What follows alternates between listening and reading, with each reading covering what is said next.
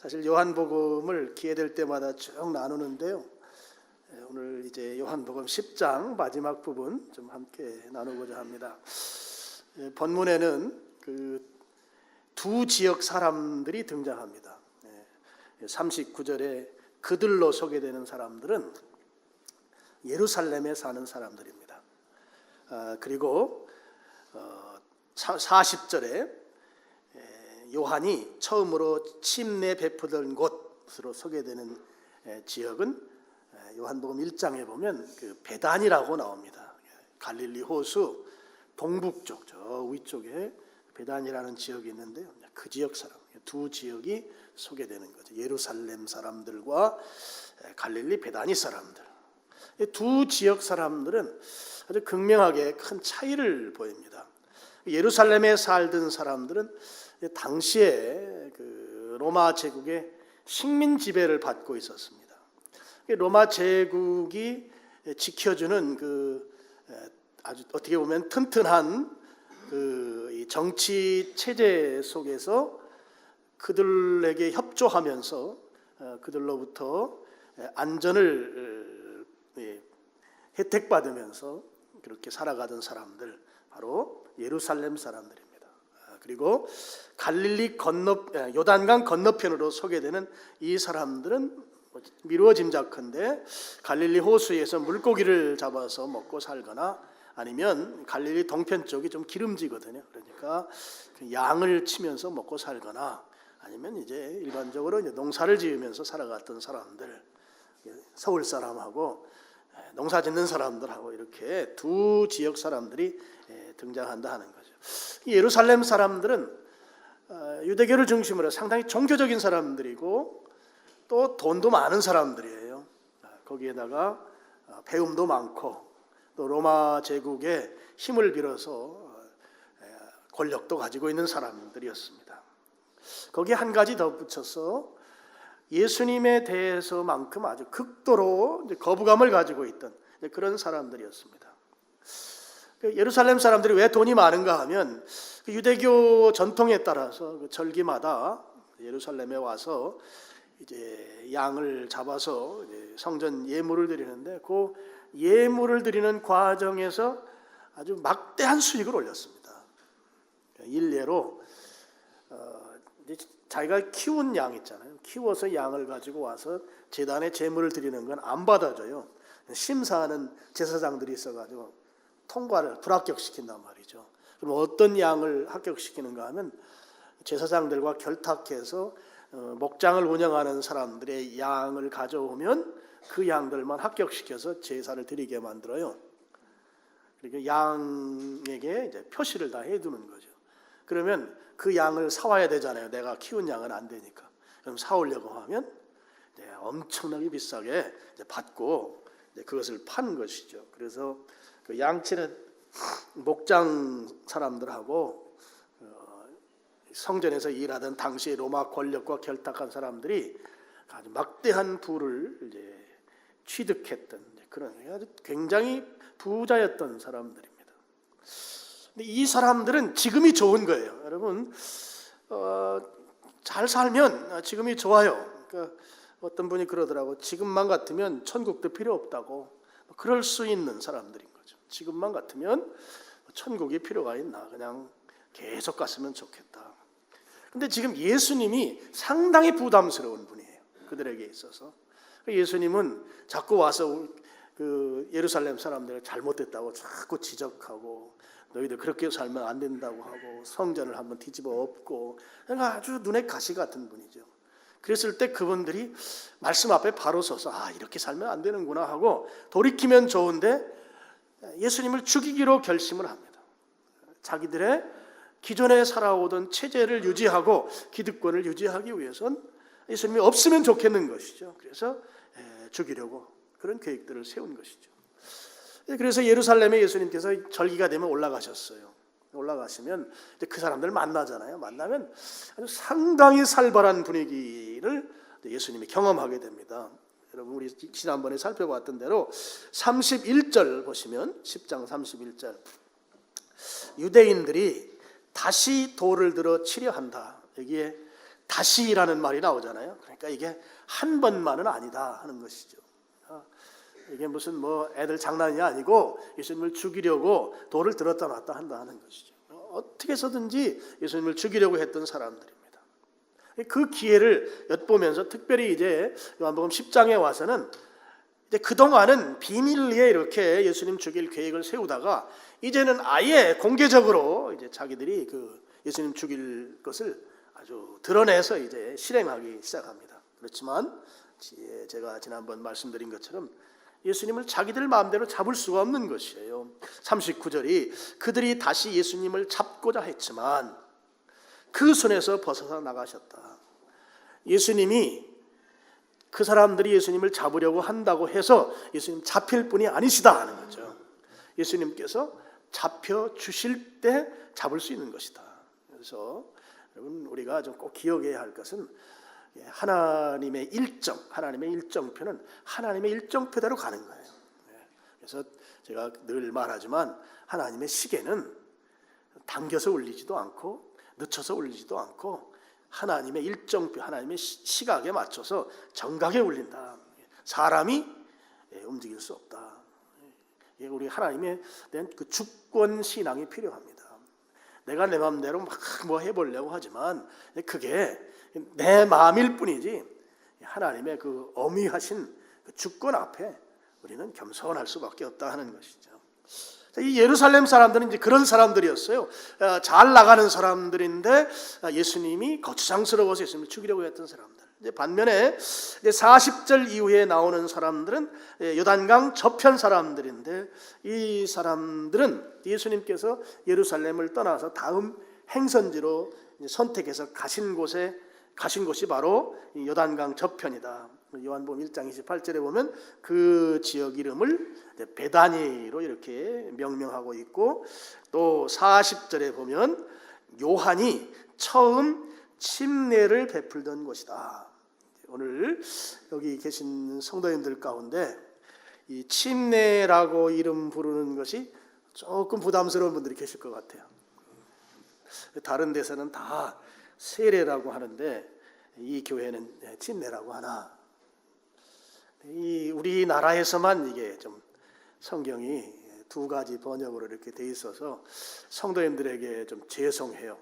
우리 선교사님들이 한국에 와서 성경 번역 처음 할 때 세례, 침례로 나누어서 번역하는 바람에 지금 그 전통을 끝까지 고수하다 보니까 침례, 세례로 이렇게 돼 있고, 그런데 이 침례라고 부르는 교단은 우리나라에서는 상당히 좀 약소한 교단이고 세례로 부르는 교단들은 좀 큰 교단이다 보니까 좀 잘 이렇게 익숙지가 않아서 좀 마음에 좀 이상하다 이렇게 생각되는 분들도 계실 수 있는데요.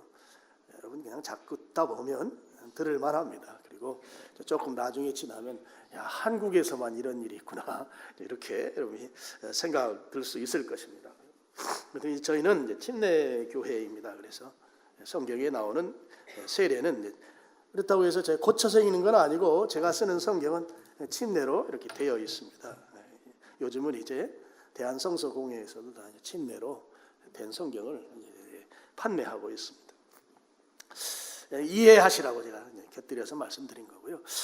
성경에 베다니가 두 가운데가 있어요. 이름이 베다니라는 이름을 가진 지명이 성경에 두 곳이 나온다는 거죠. 하나는 이제 여러분 11장에 보면 거기에 이제 베다니 1절에 보면 베다니가 나와요. 이 베다니와 요한복음 10장 40절의 요단강 저편 베다니는 이제 다른 지역입니다. 우리나라도 똑같은 이름인데 지역이 다른 곳이 많이 있죠. 신촌은 굉장히 많이 있습니다. 신촌.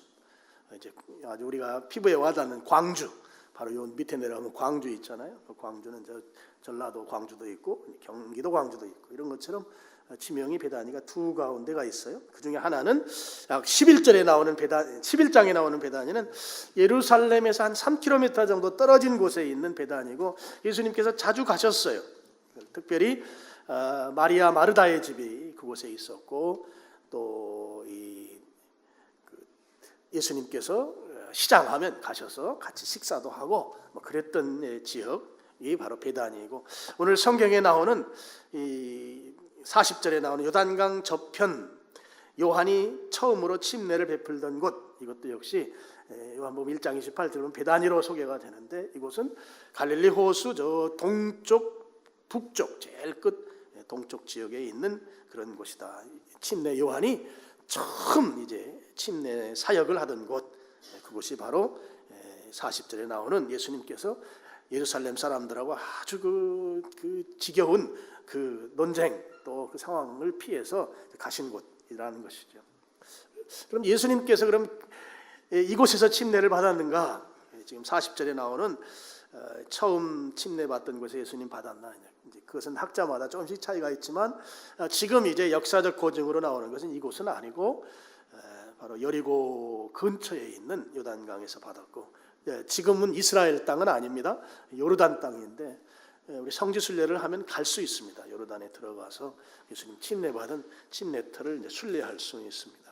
조금 다른 지역이다 하는 것까지 여러분이 알아두시면 좋겠습니다.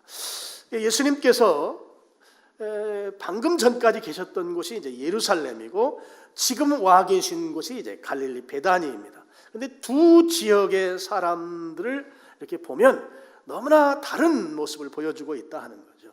이 예루살렘 사람들에 대해서 예수님께서 그들에게 많은 표적을 보여주었고, 또 가르치고, 또 그들에게 하나님께로 돌아오도록 여러 방면에서 예수님께서 그들에게 말씀하셨지만, 예루살렘 사람들은 거기에 동의하지 않았습니다. 진리를 외면한 자들이었습니다. 그런데 이 갈릴리 베다니 사람들은 예루살렘 사람들과 너무나 다른 모습을 보여주고 있어요. 42절을 보면, 그리하여 거기는 갈릴리 베다니이죠. 거기서 많은 사람이 예수님을 믿었다, 이렇게 나와요. 예수님을 믿었다. 너무 문장이 단순해요. 심플해요. 그냥 어떤 군더더기가 붙지 않아요. 여러분, 믿음이라고 하는 것은 그런 것이다 하는 거예요. 그냥 믿음은 그냥 믿는 것이에요. 믿는데 좀 더 정확하게 말하면 믿어져서 믿는 것이에요. 믿어진다는 것은 성령님께서 역사하는 영역이에요. 그래서 믿어져서 믿는, 거기에 다른 게 붙을 수가 없는 거예요. 그래서 이 갈릴리 베다니 사람들은 예수님 믿었다, 이렇게 나오는 거죠. 예루살렘 사람들은 그렇게 많이 예수님 말씀하셨지만 그들은 예수님 믿지 아니하고 오히려 죽이려고 했었는데, 여기 베다니 사람들은 예수님에 대해서 아주 심플하게 예수님을 믿는 모습으로 나오고 있다 하는 것입니다. 왜 이런 차이를 보일까? 이게 오늘 우리가 좀 살펴보려고 하는 것입니다. 예루살렘 사람들은 예수님께서 그렇게 정성을 들였는데, 그들은 예수님을 믿지도 아니하고 오히려 죽이려고 달려들었던 사람인 반면에, 베다니 사람들은 뭐 그런 것도 별로 보이지 아니하는데 그들은 많은 사람이 예수님을 믿었다고 성경에 아주 단순하게 한 문장으로 정리해 놓은 그 차이가 무엇인가 하고 쭉 살펴보니, 41절에 바로 예루살렘 사람들과 이 갈릴리 베다니 사람들 사이에 극명하게 차이가 나는 것은, 갈릴리 베다니 사람들에게는 바로 요한이라고 하는 한 인물이 있었다 하는 것입니다.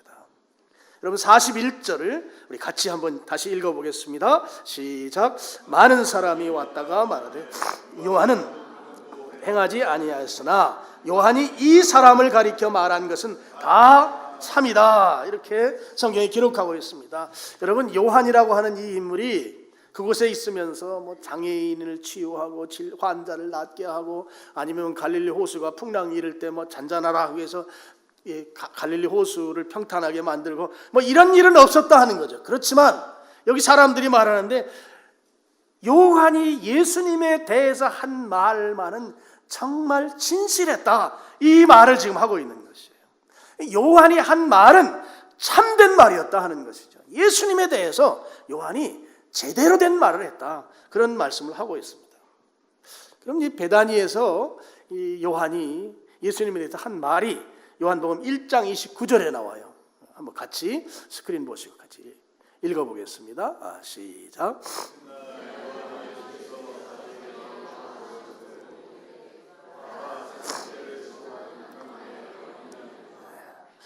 요한이 베다니에 있을 때 한 말입니다. 보라, 세상 죄를 지고 가는 하나님의 어린 양이다. 이렇게 요한이 선포했습니다. 무슨 말인가 하면 예수님이야말로 세상 죄를 해결할 희생양으로서의 구세주이시다, 이 말을 한 것이란 말이죠. 예수님이 죄를 해결하신 분, 죄를 대신해서 대속해서 어린 양으로서 죽어주신 분이시다, 이 말을 했다는 것이에요. 근데 그 말이 진짜다, 이 말을 지금 그곳에서 그 말 들었던 사람들이 이제 와서 10장에 와서 지금 그렇게 말씀하고 있다 하는 것입니다. 우리는 이 침례 요한에 대해서 그의 인품을 잘 압니다. 그는 아주 철저하게 예수님을 높이는 삶을 살았어요. 그래서 여러분 잘 아시는 대로 예수님의 신발끈도 나는 풀 수 없다, 이런 말을 해요. 이 신발을 풀고 매는 일은 노예가 하거든요. 노예들도 급수가 있어요. 서열이 있어요. 근데 이 신발 담당 노예는 아주 제일 낮은 축에 속하는 노예예요. 그러니까 지금 요한이 신발 끈도 나는 감당할 수 없다고 한 얘기는 예수님과 연관시켜서 나는 노예의 자격조차 없는 사람이다, 이런 말이거든요. 굉장히 자기를 낮추고 시체 말로 정말 겸손한 사람, 그런 사람이 바로 요한이다 하는 거죠. 그리고 요한이 초창기에 활동할 때 정말 많은 사람들이 요한에게 몰려왔어요. 그래서 사람들이 저 요한이 메시아인가 보다. 그들은 메시아 대망 사상이 있었거든요.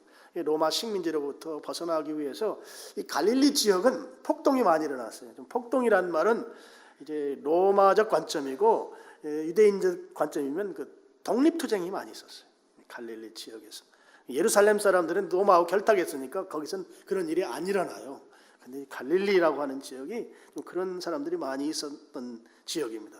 지금 요한이 막 사람들이 엄청나게 몰려오니까 저분이 바로 우리 민족을 구원할 메시아인가 보다, 뭐 그런 사람들의 그 지지가 있었단 말이죠.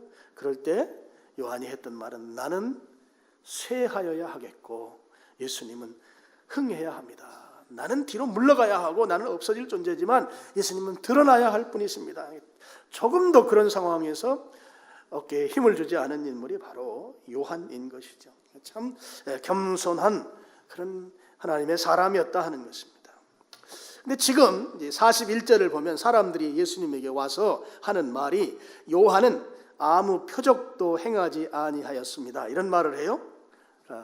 예수님께 와서는 요한 표적을 행하지 않았습니다. 어떻게 들으면 저 사람 좀 실력이 없는 사람입니다.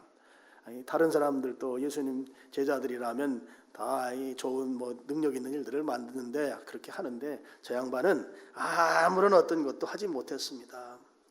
그러니까 조금 평가해서 좀 아주 낮은 평가를 보이는 것 같은 그런 표현을 그들이 합니다.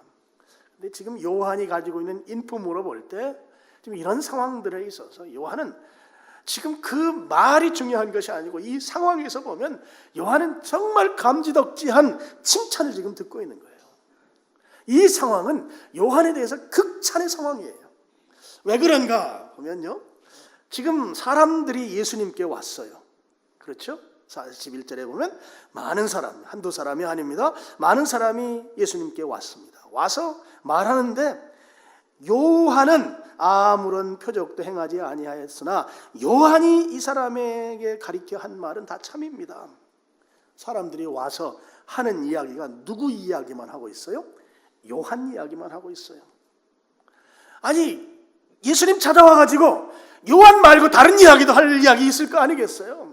내 이야기도 할 이야기 있고 또 아니면 다른 좋은 지도자 이야기도 할 수 있고 또 내가 아는 친척 이야기도 할 수 있고 또 내 이야기도 할 수 있는데 사람들이 찾아와서 이구동성 하는 말은 누구 이야기만 해요? 요한 이야기만 해요. 이것이 감지덕지한 칭찬이다 하는 것이죠. 왜 그런가 하면 지금 예수님을 찾아온 이 사람들을 추적해보면 그들은 전부 다 요한의 영향을 받은 사람들이라는 거예요. 요한 때문에 예수님께로 왔다 하는 것이죠. 요한의 영향력에 의해서 예수님께로 온 사람들이라는 것이죠. 그래서 예수님에게 와서 하는 이야기는 요한 이야기를 하는 거란 말이에요. 요한 이야기. 요한으로 인해서 예수님께로 온 사람들, 요한의 영향력으로 예수님께로 나온 사람들, 이 사람들이 와서 하는 말은 다른 이야기 하지 아니하고 요한 이야기만 예수님께 말씀드리고 있다. 요한이 아니었으면 예수님께로 올 수 없는 사람들. 그래서 이것이 요한에 대한 지극한 칭찬이다 하는 것입니다. 그것뿐이 아니죠. 그들이 요한 때문에 예수님께 왔지만 그보다 더 놀라운 사실을 42절, 그리하여 거기서 많은 사람이 예수님을 믿었다.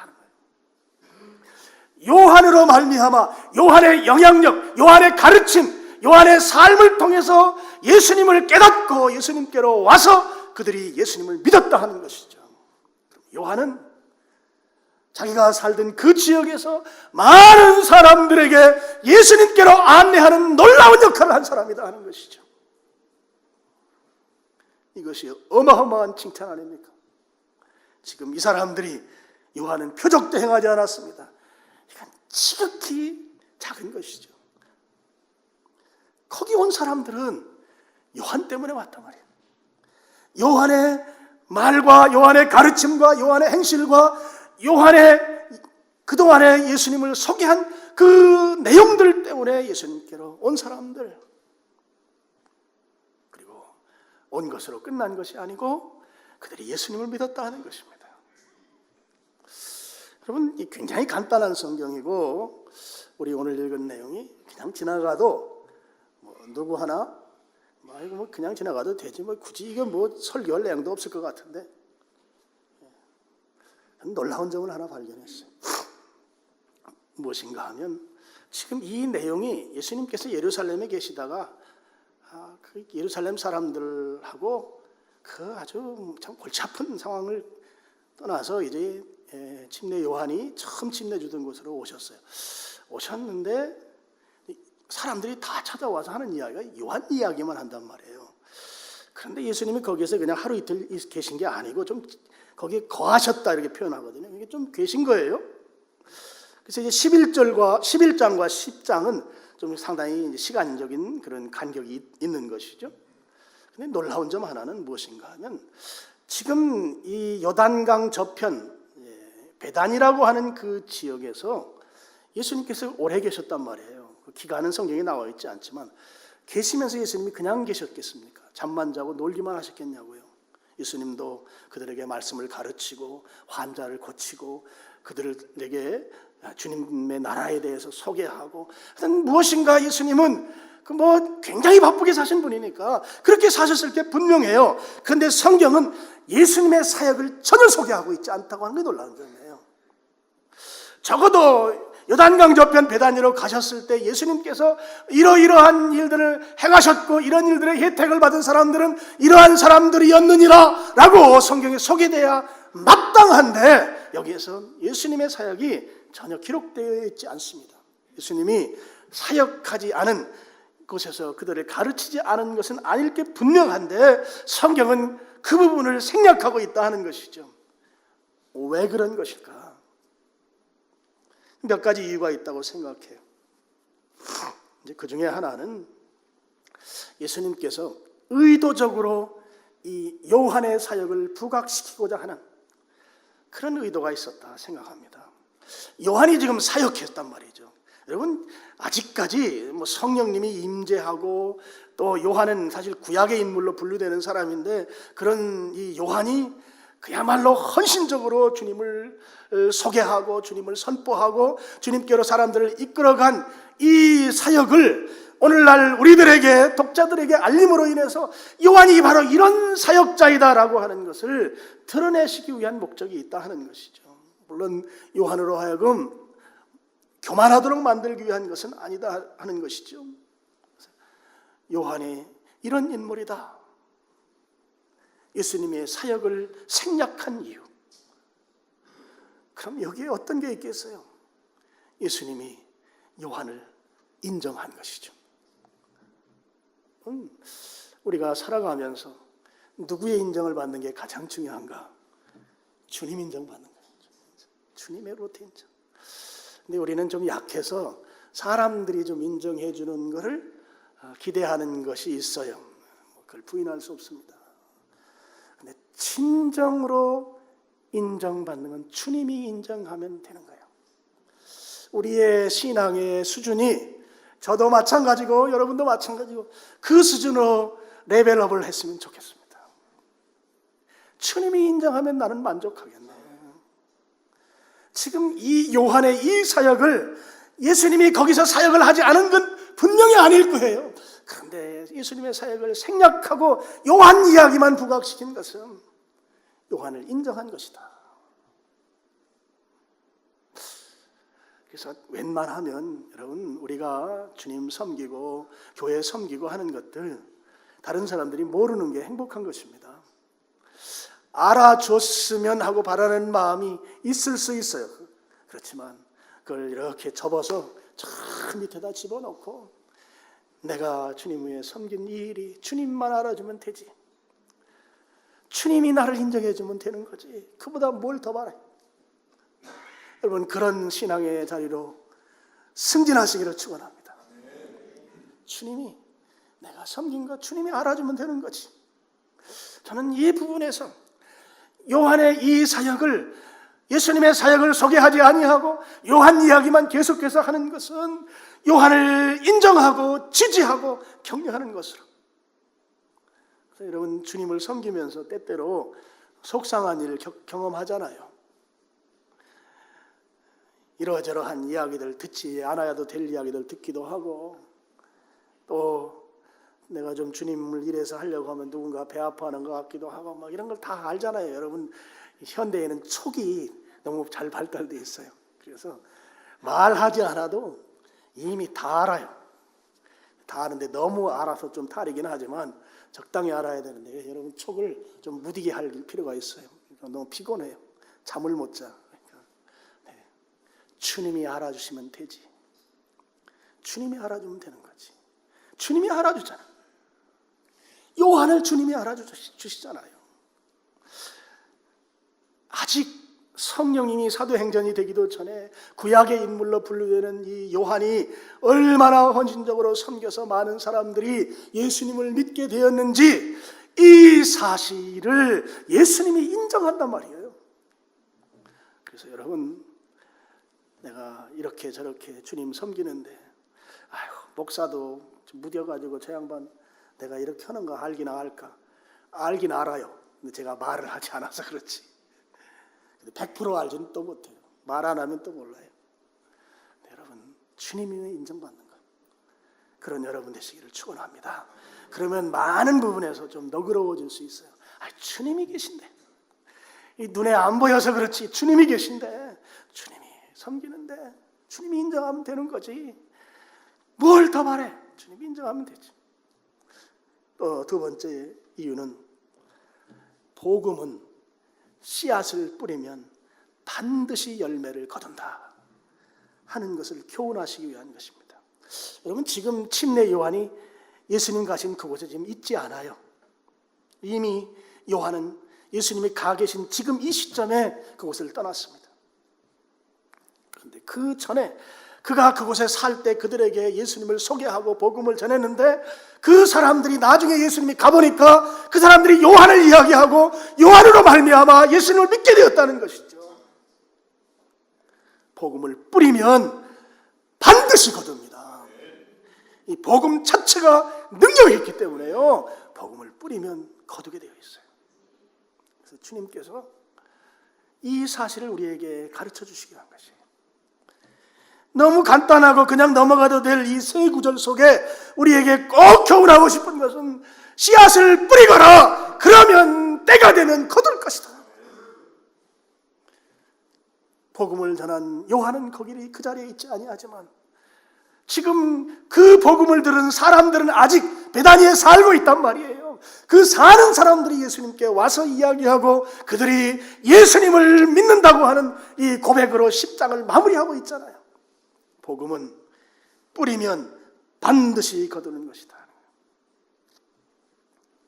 이 사실을 우리에게 교훈하기 위해서 예수님께서 예수님의 사역을 소개하지 아니하고 요한 이야기만 하고 있다는 것입니다. 또 한 가지 우리들 입장에서 왜 예수님께서 예수님 이야기 이야기하지 않았을까?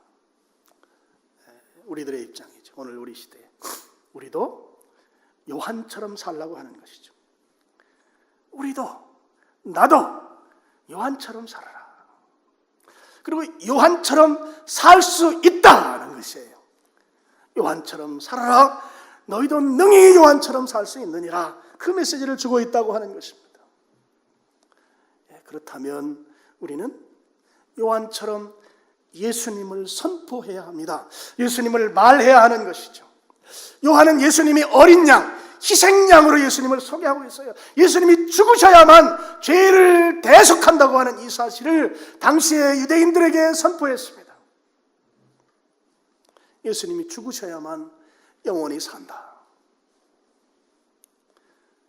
예수님께서 나를 대신해서 죽으신 그 죽으심으로 나는 영생을 누린다는 거예요.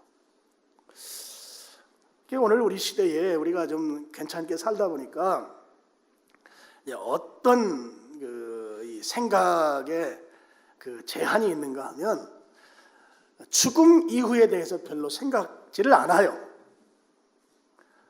그러니까 지금 우리가 살고 있는 이 현세에 대해서 너무 집중하는 경향성이 우리에게 있다 하는 것이죠. 그래서 지금 조금 더 잘 살고 조금 더 부를 축적하고 또 조금 더 자식들도 잘 되면 좋겠고, 네, 다 좋아요. 그걸 제가 부인하는 게 아니에요. 그렇게 되기를 축원합니다. 잘 돼야 돼요. 예수님 믿는 사람들이 너무 오죽지 않게 살면은 안 돼. 잘 살아야 돼요. 저는 그거 동의해요.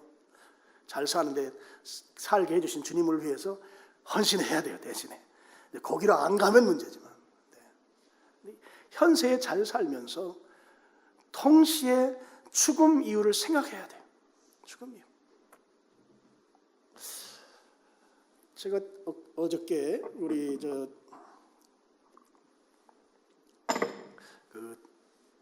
우리 목회자들 알았어요. 빨리 끝내라고. 밴드에 지옥의 모습을 찍은 사진을 이렇게 누가 올려놓은 걸 봤어요. 근데 이제 그런 거죠. 제가 이제 너무 그런 걸 보다 보면 우리가 좀 자꾸 이렇게 제한할 것 같아서 좀 보여드리는 게 좀 조심스러운데, 그래서 보여드리는 않지만 그 모습이에요. 이제 그 제철소에 막 쇳물이 막 끓는 이렇게 막 타오르는 그곳에 여러분 막 팥죽 술 때 뭐 팥죽이 이렇게 푹푹 터지잖아요. 막 그런 거 같이 아주 벌건데, 근데 사람이 거기에서 막 너무너무 일그러져 가지고 막 비틀고 있는 그런 모습이에요. 여러분, 이제 그게 이제 지옥의 모습으로 이제 사진을 찍어서 올렸어요. 근데 우리가 살아가면서 우리 신자들도 좀 그런 경향성이 좀 있어요. 그러니까 너무 현세 제한적이란 말이에요. 근데 현세 이후의 삶이 있다고 하는 것이 이게 명백한데, 그러면 우리가 이 땅에서 살고 호흡이 멎으면 그걸로 끝나고 그러면 어쩌면 좋을지 모르겠어요. 근데 그 다음 세상이 있다는 것이죠. 여러분, 이것은 우리 교회에서만 이야기하는 게 아니고 아주 거대 그 종교들 보면, 여러분, 사람들 그 매장할 때면 매장할 때 그냥 사람만 갖다 묻은 게 아니에요. 그냥 거기에 다 뭐 부장품도 들어가고 때에 따라서 사람들, 다른 사람 뭐 생매장도 하고, 막 중국 같은 경우는 그 용마라고 하나요? 그런 것들 그런 거 한 것은 이 땅에서만 삶이 끝이 아니라고 하는 것을 그들 스스로가 입증하는 것이죠. 꼭 교회가 없는 시대에도. 그러니까 이 사람들은 그것에 대해서 막연하지만 다 생각하는 부분들이 있는 거예요. 근데 그 다음 세상에 대해서 지금 우리가 대비하지 않고 그냥 간다고 하면 이거야말로 낭패인 것이죠. 근데 우리 꽤 신앙이 좋은 분들도 그 다음에 대한 것에 대해서 무뎌져 있단 말이에요. 무뎌져 있는 모습은 현세에서 어떻게 사느냐를 보면 알아요. 내가 지금 이 땅에서 사는 모습을 보면 내 지금 한 푼 더 벌기 위해서 아기다툼하는, 어디에 투자하면 더 많이 번다고 하는데 골몰하고 있는 이런 모습들을 보면 왜 그 다음 세상에 대한 걸 그렇게 무디게 생각하는가? 여기서 사는 게 전부가 아닌 게 분명한데. 그래서 여기서도 행복하게 살아야 돼요. 정말입니다. 행복하게 살아야 하고, 그 다음에 주님이 마련하신 그 세상, 거기서 우리 행복하게 살아야 돼요. 그래서 하나님이신 예수님이 이 땅에 오신 거예요. 어린 양, 희생양으로 오신 것이에요. 그래서 죽으신 거예요. 그리고 그분 믿으라는 것이에요. 이것을 전하라는 것입니다. 요한이 한 일이 복음을 전하면 반드시 열매 맺는다. 우리도 복음을 전해야 한다 하는 거예요.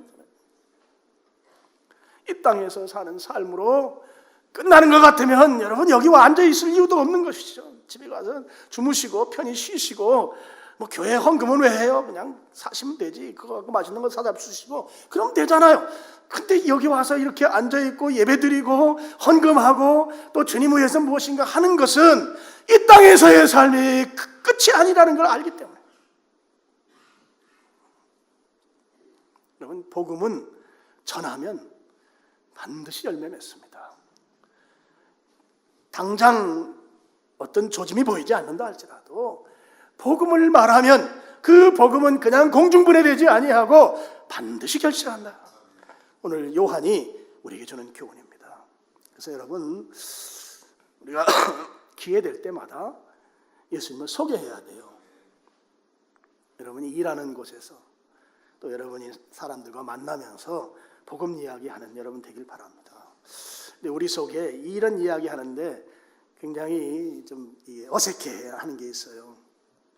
내가 예수님 이야기를 이 상황에서 하면 저 사람들이 어떻게 받아들일까 좀 어색하기도 하고, 또 이 분위기가 안 맞게 생뚱맞다고 사람들이 그렇게 생각할 것 같기도 하고, 또 내가 말하려고 하는 내가 좀 창피하기도 하고 좀 뻘쭘하기도 하고, 뭐 이런 여러 가지 생각들이 머릿속에서 막 돌다가 아 그래 하지 말자. 이게 우리가 보통 경험하는 예수님 이야기 못하는 이유들입니다. 또 얘기해봐야 뭐 별로 결과도 없을 것 같고, 또 그런 경우 있어요. 우리가 가장 속는 것 중에 하나가 지난번에 이 얘기했는데 안 됐다. 안 됐는데 지금 얘기해봐야 되겠는가? 이건 마귀의 말입니다. 지난번에 안 됐다고 지금도 안 될 거라고 단정하는 건 그건 하나님이 하실 일. 나는 지난번에 안 됐어도 지금 이야기하는 거예요. 지금 또 다시 이야기하는 것이죠. 복음은 말하면 반드시 열매를 맺기 때문에 말해야 하는 것입니다. 요한이 우리에게 주는 교훈이에요. 혹시 오늘 이 자리에 오신 분들 가운데 아직까지도 예수님을 믿지 못하는 분들 계신가요? 내가 교회는 다니긴 다니는데 좀 긴가민가하다. 뭐 저 목사는 얘기 들으면 목사는 뭔가 있는 것 같긴 한데 나는 전혀 저 양반하고 좀 거리가 멀다. 여러분, 그런 분들은 예수님께로 나오시기를 바랍니다. 예수님께로 나온다는 말이 도대체 무슨 말이요? 예수님 우리 눈에 보이지 않지요. 그럼 여러분 그렇게 말씀을 드리세요. 저 예수님 믿고 싶습니다. 저 정말 마음속으로 예수님 믿고 싶어요. 저에게 예수님 저를 받아주세요. 저에게 믿음을 주세요. 저 예수님께로 나가고 싶습니다. 그렇게 말씀드리세요. 이걸 기도라고도 합니다. 말씀드리세요. 저 예수님 만나고 싶습니다. 저 예수님 믿고 싶습니다. 저 목사가 저렇게 자신 있게 말하는 거 보니까 뭔가 있긴 있는 것 같은데 나 그 예수님, 저 양반 경험한 거 나도 좀 경험하고 싶습니다. 저에게도 그런 은혜를 좀 주십시오. 그렇게 말씀을 드리세요. 그게 예수님께로 나오는 거예요. 그러면 내가 상상하지 않았던 일들이 일어납니다. 예수님이 이게 예수님이 나를 만나주시는 거구나, 내가 나로 하여금 예수님을 믿게 하는 것이구나, 이렇게 믿어지는 일들이 일어난단 말이에요. 내 삶에 일어납니다. 여러분, 예수님을 믿기로 고백하고 주님께 나 좀 믿고 싶습니다. 믿고 싶다고 주님 믿으라고 그렇게 우리를 향해 호소하는데, 믿고 싶다고 주님 앞에 말씀드리는데 주님께서 증거를 안 주시겠냐는 말이에요. 그것이 눈물이 쏟아지는 것일지 어떤 것일지는 모르지만 주님께서 확실하게 확증을 주신단 말이죠. 자, 결론입니다. 예루살렘 사람들은 예수님을 믿으라고 여러 증거들을 그들에게 보여줬지만 그들은 예수님을 믿지 아니하고 예수님을 죽이려고 했습니다. 베다니 사람들은 요한의 군더더기 없는 예수님 소개한 그 말씀, 그래서 이 사람이 말한 거 다 참이다, 진실한 얘기했다, 그 말 한마디에 사람들은 다 예수님을 믿었습니다. 세상 사람들을 둘로 나누면 복음 듣고 거부하는 사람들, 복음 듣고 믿는 사람들로 나눌 수 있어요. 지금 갈릴리 베다니 사람들은 복음 듣고 예수님 믿은 사람들이에요. 근데 그렇게 베다니 사람들을 만든 그 중심에 누가 있는가 하면 요한이 있고, 요한이 예수님을 선포한 것이 있다는 것이죠.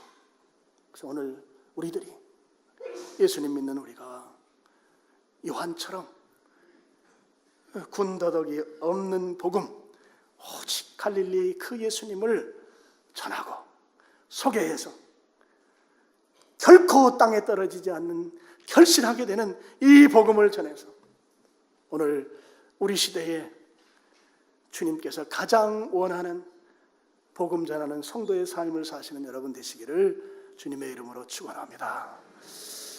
아버지 하나님,